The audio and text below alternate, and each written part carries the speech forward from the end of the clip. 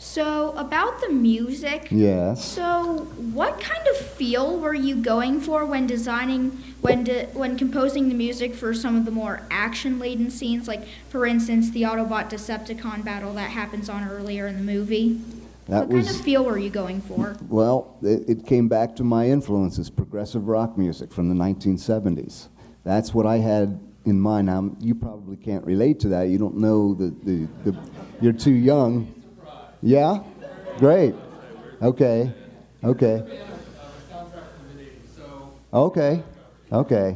So, yeah, I grew up in the 70s, and progressive rock, like some of the bands I named before, specifically Emerson, Lake and Palmer.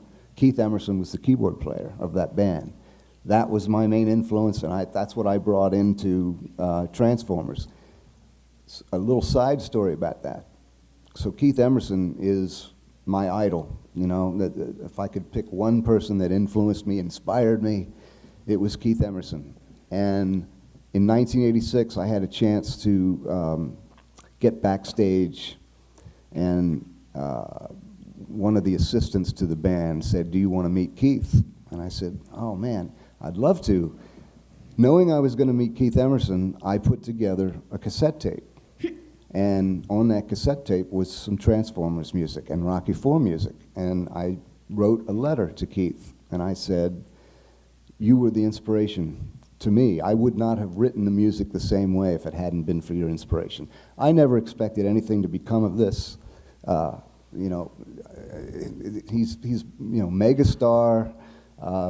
I had done Rocky IV, and that was a big thing, but it was a different world, a movie world, rock world, two different things. Anyway, long story short, I made sure that this cassette got into his hands, this package with a cassette and a letter, never expecting to hear from him.